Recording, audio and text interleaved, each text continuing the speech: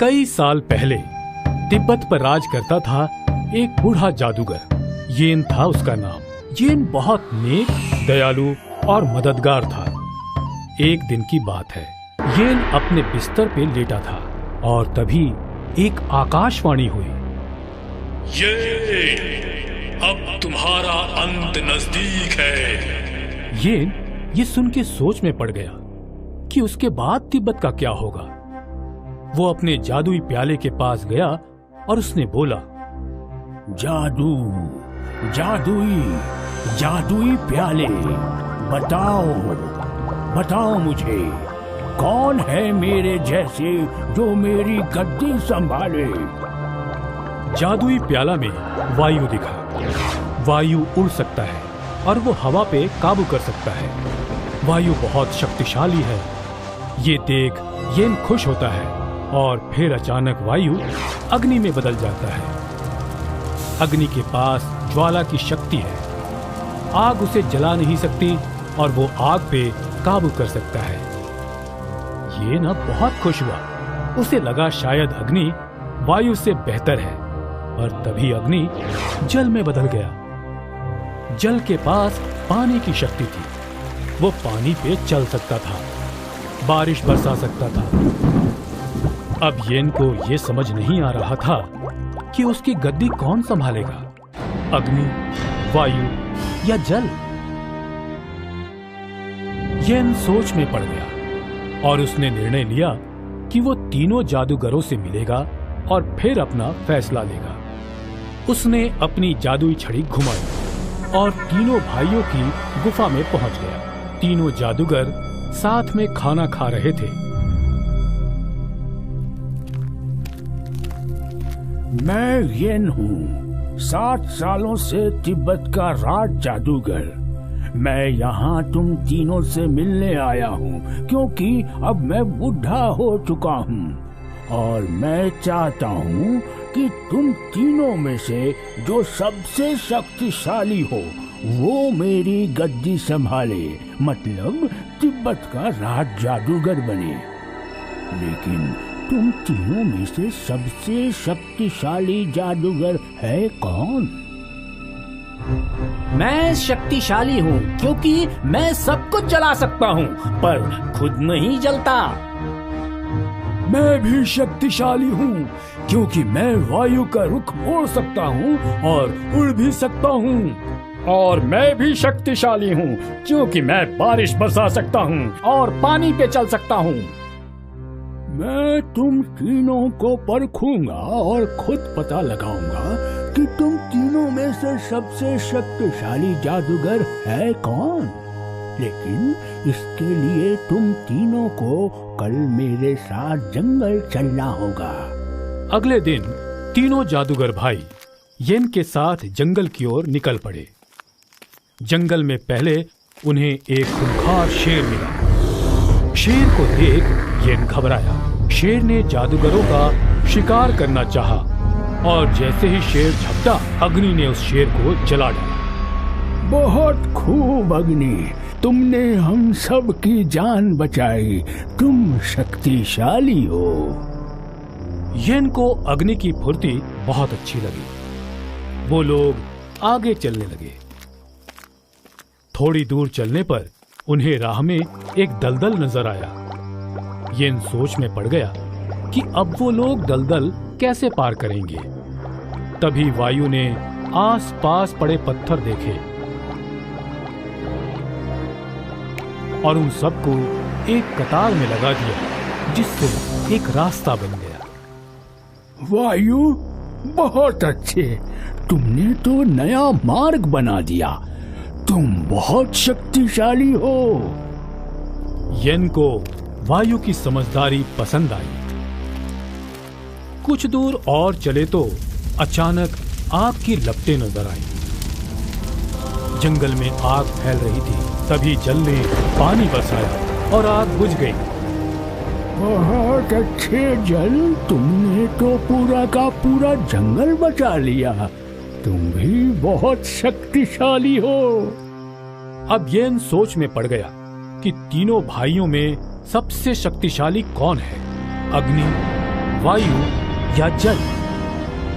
येन ने थोड़ी देर तालाब के किनारे विश्राम करने का आदेश दिया और विश्राम करते समय येन की नजर एक तोते पे पड़ी जो पंख फैला के उड़ रहा था। फिर येन की नजर एक सांप पे पड़ी जो बहुत फुर्ती से रेंग रहा था और फिर येन की नजर पास ही तालाब की एक मछली पे पड़ी जो बड़े चाव से तैर रही थी। और अब येन की समझ में आया, तुम तीनों भाई अलग हो, जैसे इस जंगल में रहने वाले जीव। ये देखो, सांप, तोता और मछली। न सांप उड़ सकता है, न मछली रेंग सकती है और न तोता तैर सकता है। सबकी अपनी अपनी खासियत है। तुम तीनों के तीनों अपने अपने गुणों में शक्तिशाली हो। मैं तुम तीनों को तिब्बत ले जाऊंगा और तुम तीनों मेरी गद्दी संभालोगे। येन तीनों भाइयों में से शक्तिशाली जादूगर कौन है ये तय नहीं कर पाया क्योंकि तीनों अलग अलग थे। येन को ये समझ में आ गया कि वो तीनों भाइयों की तुलना एक दूसरे से नहीं कर सकता क्योंकि तीनों जादूगर अपने अपने गुणों के महारथी थे। इसलिए कहते हैं, अपनी अपनी टपली, अपना अपना राग। हमें किसी और के संग बराबरी नहीं करनी चाहिए। समुद्र किनारे श्यामपुर नाम का एक गांव था जहां मछली व्यापारी हरि सिंह अपनी पत्नी के साथ रहता था। हरि सिंह की 3 बेटियां थीं, माया, गीता और सोनम। तीनों की शक्ल बिल्कुल एक जैसी थी। माया बहुत शैतान थी। वो अक्सर गांव के लोगों से उल्टा सीधा बोलकर घर भाग जाती। ए राम सिंह, तू गंजू टकलू चपड़ गंजू है। ए मौसी, तेरी शक्ल काली कुतिया से मिलती है।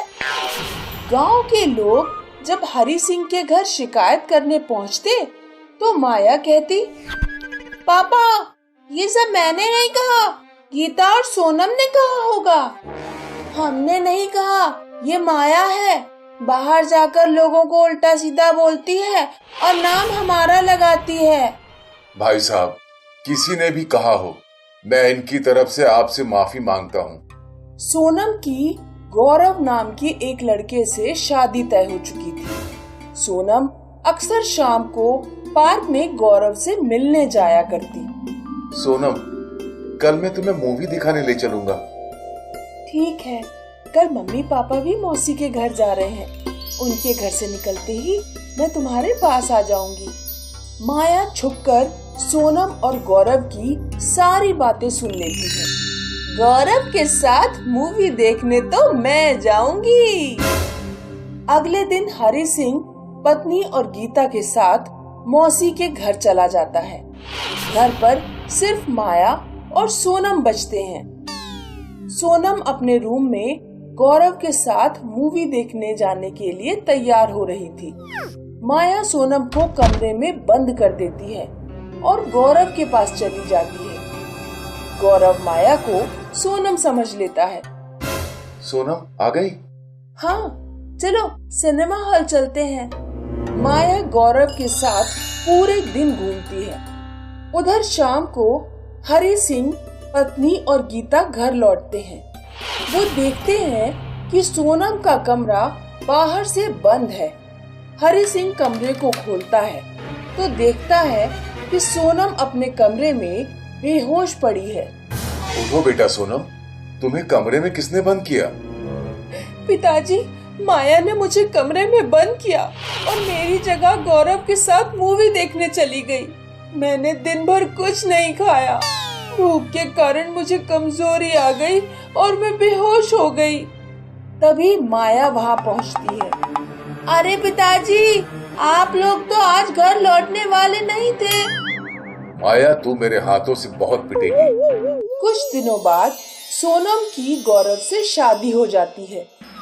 एक दिन हरि सिंह अपने परिवार से कहता है, हम लोग श्रीलंका जा रहे हैं। वहाँ मछलियों का व्यापार करने में 2 गुना फायदा होगा। पिताजी, हम श्रीलंका जाएंगे कैसे? जहाज से। अरे वाह, बहुत मजा आएगा। हरि सिंह का परिवार, हरि सिंह, पत्नी माया और गीता जहाज से श्रीलंका की ओर निकलते हैं। जब जहाज बीचों बीच समुद्र में था तो समुद्र में तूफान आ जाता है। जहाज डूबने लगता है। समुद्र की लहरें हरि सिंह को उसके परिवार से अलग कर देती हैं। माया अपनी माँ के साथ बह जाती है और गीता हरि सिंह के साथ बह जाती है। माया और उसकी माँ को कुछ मछुआरे बचा लेते हैं। वे उन्हें समुद्र किनारे एक गांव तक पहुंचा देते हैं। उधर हरि सिंह गीता के साथ एक टापू पर पहुंच जाता है। 3 साल बाद हरि सिंह लगातार 3 साल तक अपने परिवार को ढूंढने की कोशिश करता रहा, लेकिन वो उसे नहीं मिलते। हरि सिंह गीता की शादी कर देता है। उधर हरि सिंह की पत्नी माया की शादी कर देती है। संयोग से गीता और माया अपने पतियों के साथ हनीमून मनाने एक ही जगह वृंदावन पहुंचते हैं। ये वृंदावन कितना सुंदर है। हाँ, तुम यहीं रुको, मेरे पेट में कब्ज बन रही है। मैं अभी मेडिकल से दवा लेकर आता हूँ। उधर गीता अपने पति के साथ होटल में होती है। मुझे बुखार आ रहा है, तुम जरा आसपास के मेडिकल से दवाई ले आओ। गीता मेडिकल पर दवाई लेने पहुंचती है। माया का पति मेडिकल पर पहले से खड़ा था। वो गीता को माया समझ बैठता है। अरे तुम यहाँ आ गई? मैंने कहा था ना, 1 मिनट वहीं रुको। चलो थोड़ी मौज मस्ती करते हैं। माया का पति गीता को गोद में उठा लेता है। गीता माया के पति के एक थप्पड़ मारती है। बदतमीज, तूने मुझे छुआ कैसे? ये तुम्हें क्या हो गया? मैं तुम्हारा पति हूँ। मेरे पति होटल में है। उधर होटल में गीता का पति गीता का इंतजार करते करते थक जाता है। वो होटल के बाहर गीता को ढूंढने जाता है। उसकी निगाह माया पर पड़ जाती है। वो माया के एक जोरदार थप्पड़ लगाता है। मैंने तुम्हें दवा लेने मेडिकल भेजा था और तुम यहाँ खड़ी होकर लड़कों को ताड़ रही हो। तूने मुझे थप्पड़ मारा? माया गीता के पति की पिटाई करने लगती है। तभी गीता का पति बोल पड़ता है। ये तुम्हें क्या हो गया गीता? गीता का नाम सुनते ही माया सब कुछ समझ जाती है। लगता है तुम मेरी बहन के पति हो। वे दोनों मेडिकल हॉल पर जाते हैं। माया और गीता इतने साल बाद एक दूसरे से मिलकर बहुत खुश होते हैं। माया गीता के साथ हरि सिंह के पास पहुंचती है। अरे मेरी बेटी। फिर वे सभी लोग माया के साथ माँ के पास पहुंचते हैं। माँ गीता और हरि सिंह से मिलकर बहुत खुश होती है। फिर वे सभी लोग अपने गांव श्यामपुर लौटते हैं। पिताजी, आप लोग सब कहाँ गायब हो गए थे? मैंने और मेरे पति ने आप लोगों को कितना ढूंढा, लेकिन आप लोग मिले ही नहीं। बेटा, बहुत लंबी कहानी है, चलो मैं तुम्हें सुनाता हूँ।